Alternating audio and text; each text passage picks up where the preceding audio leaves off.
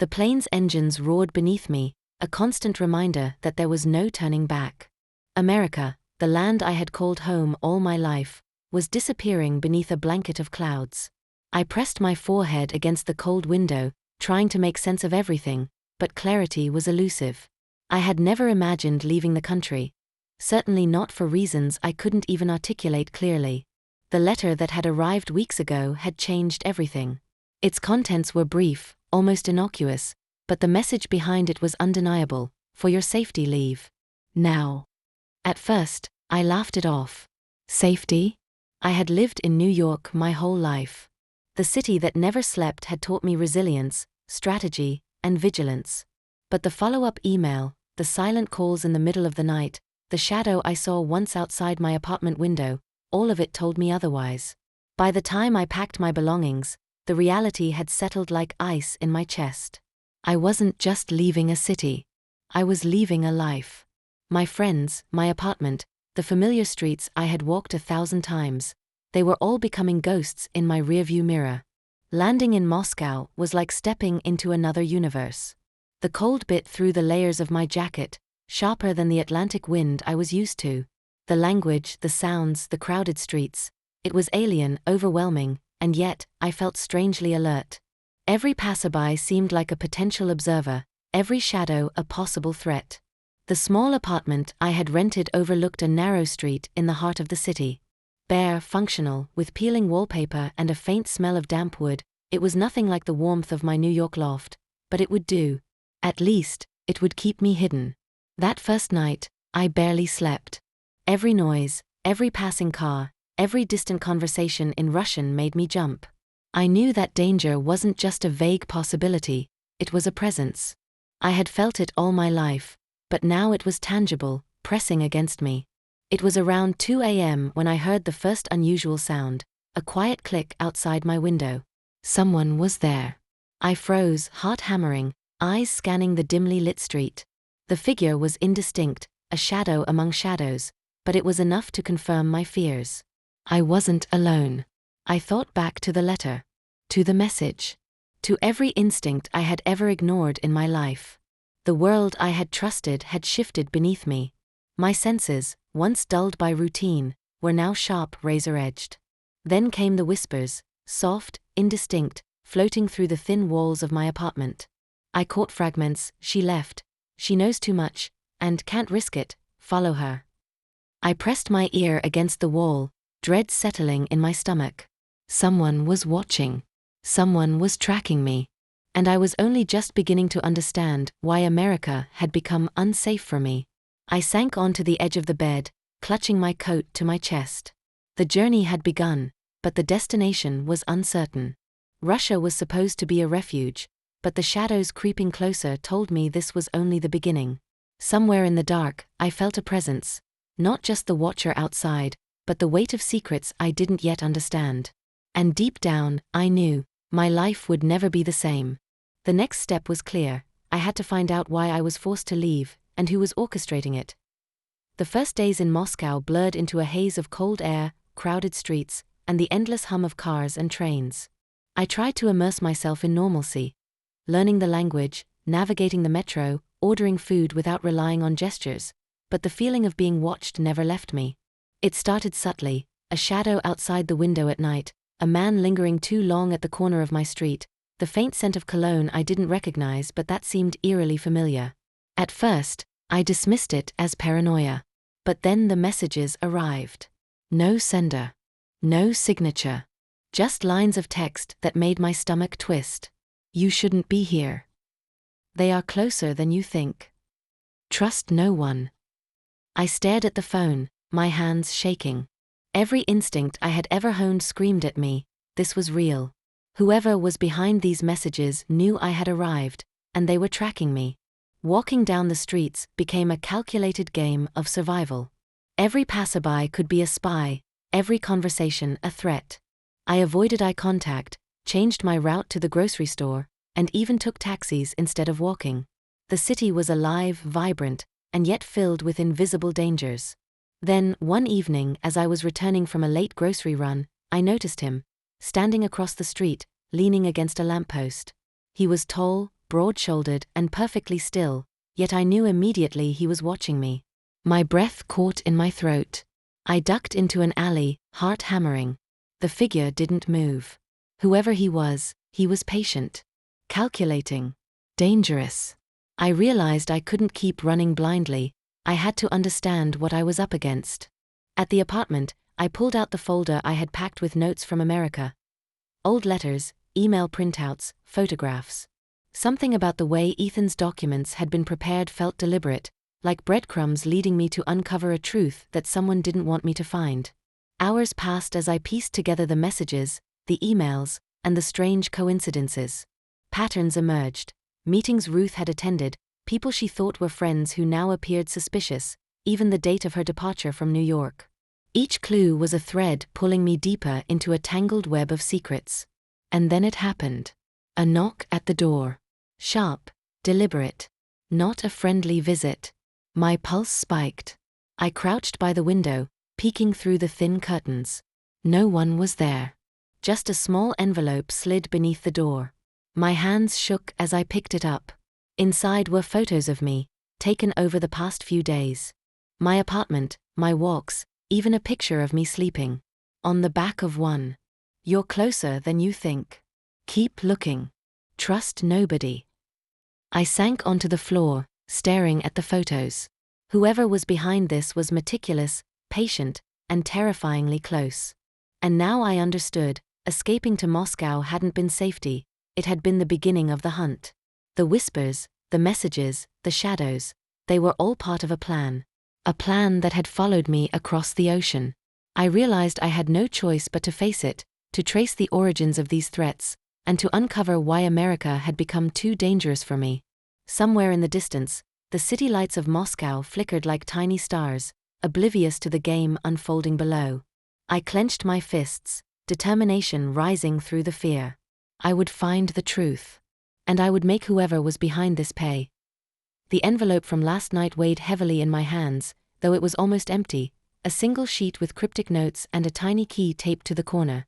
I couldn't shake the images of the photos taken of me, the shadows that followed me, the whispers in empty corridors.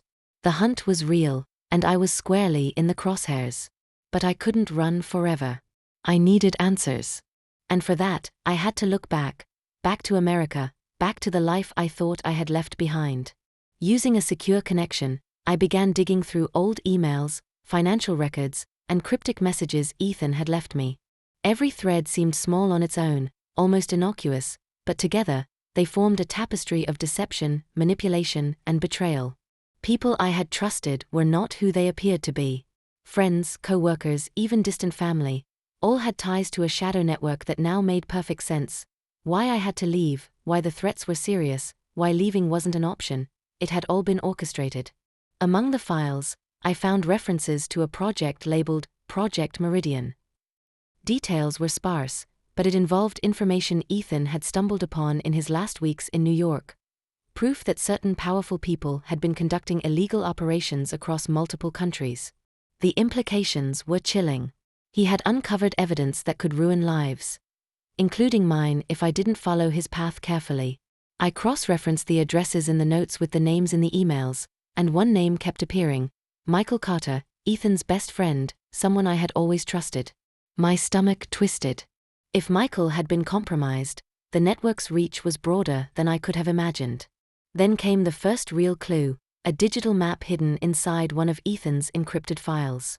Coordinates, marked with timestamps, all pointing to locations in New York where crucial evidence had been stored. And buried in the metadata was a note from Ethan himself. If I'm gone, Ruth, follow the files. Only you can finish this. Beware, Michael. I pressed the key taped to the envelope into my laptop's USB port. It unlocked a hidden folder containing scanned documents, photographs, and journal entries. My hands shook as I scrolled through them. There were images of secret meetings, financial transactions, and coded messages. Evidence that the people who wanted me out of America weren't just powerful, they were meticulous, calculating, and relentless. It became clear that my departure from America hadn't been just a warning. It had been a test, a trap, and a setup all at once. Whoever orchestrated this had known I would follow the breadcrumbs. They had underestimated me. I couldn't help the bitter taste of betrayal. People I loved, people I trusted, were all pieces on a chessboard I hadn't even realized I was part of. But now I was awake. Now I understood. A soft knock at the apartment door startled me. My pulse spiked. I wasn't expecting anyone. I edged toward the door, holding the folder tight against my chest. Peeking through the peephole, I saw a courier, a young man, nondescript, holding a small package. No expression, no words. Just handed it through the crack. Inside was a USB drive labeled simply, "Next Step, Moscow." My heart raced. This was it. Ethan's path, the files, the evidence, it all led here. And whatever danger awaited, I now had the pieces to confront it. Somewhere deep down, I realized this wasn't just about survival anymore. It was about uncovering the truth. About making those responsible accountable. And about proving that Ruth, me, wouldn't be manipulated, trapped, or silenced.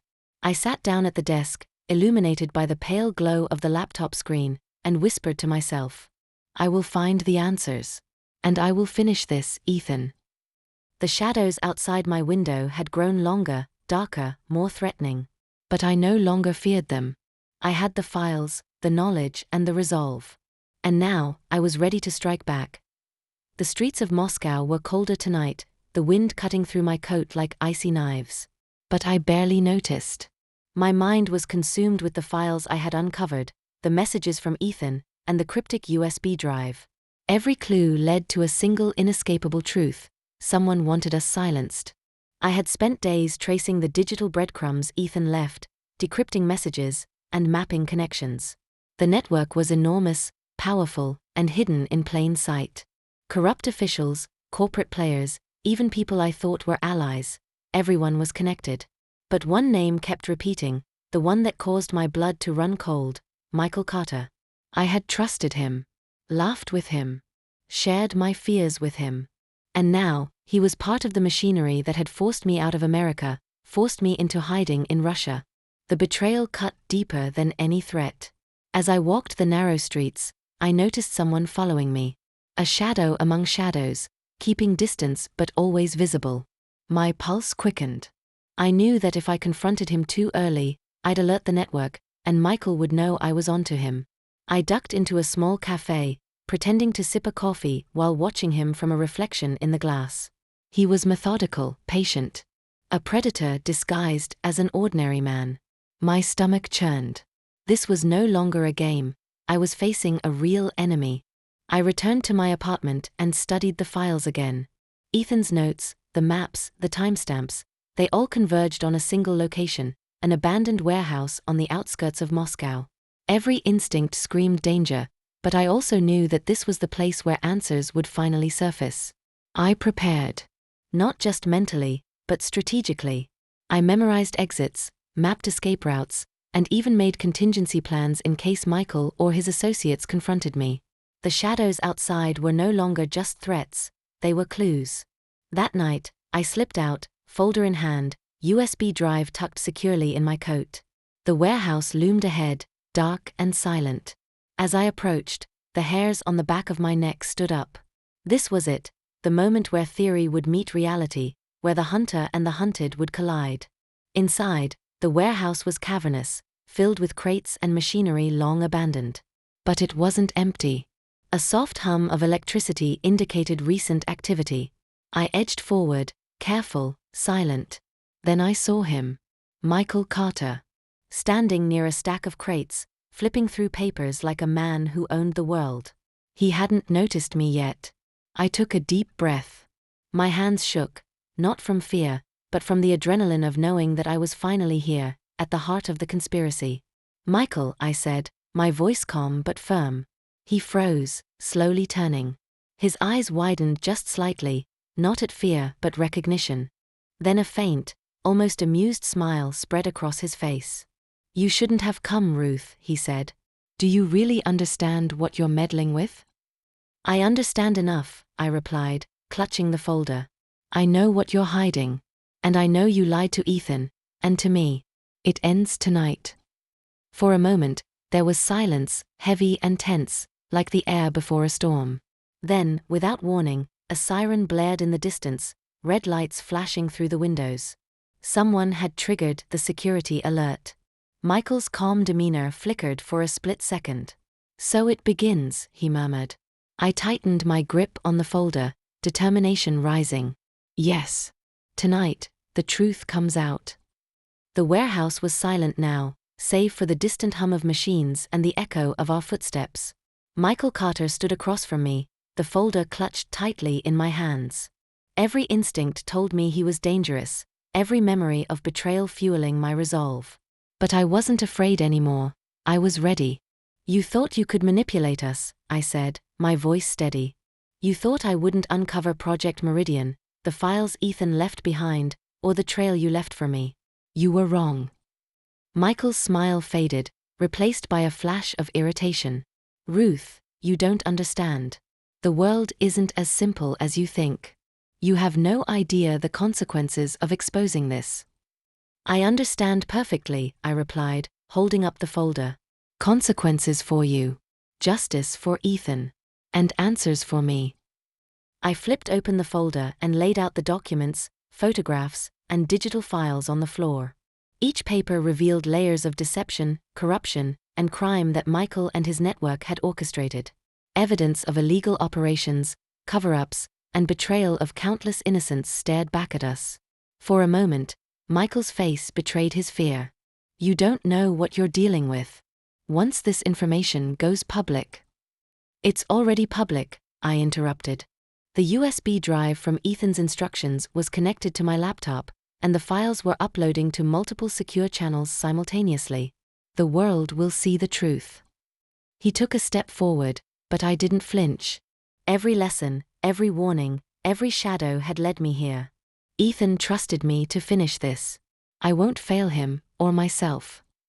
The sound of sirens approached, signaling that the authorities I had secretly contacted were on their way. Michael realized his time had run out. He turned to flee, but the warehouse doors were already blocked. The hunt was over. Finally, I allowed myself a moment to breathe. Ethan's meticulous instructions, the messages, the warnings, they had guided me safely through a labyrinth of deceit. And now, standing here with the full truth laid bare, I understood why America had become too dangerous for me. I thought of Ethan, alive, somewhere waiting for me, his faith in me justified. The network's reach had been enormous, but I had navigated it successfully. And though the path had been perilous, I had survived, not just by chance, but by determination, intelligence, and courage. As police lights illuminated the warehouse windows, Michael was taken into custody. The files were secure. The story that had begun in fear, shadows, and whispers had reached its conclusion. Yet, even in triumph, there was a bittersweet ache. I realized that the life I had once known, the life in America, the normalcy I had taken for granted, was gone forever. What remained was a new reality, one forged in secrets, survival, and resilience. I stepped outside into the cold Moscow night, the folder clutched to my chest, and allowed myself a small smile. I had done it. I had uncovered the truth, protected Ethan's legacy, and reclaimed my agency. Somewhere in the distance, I knew Ethan was alive and safe. Our paths would reunite soon, and the shadows that had haunted us would no longer have power. For the first time in weeks, I allowed myself to hope. The danger had passed, the deception was exposed, and I had survived to tell the story. And as I looked up at the dark skyline, I whispered to the wind, "We are free, but we will never forget."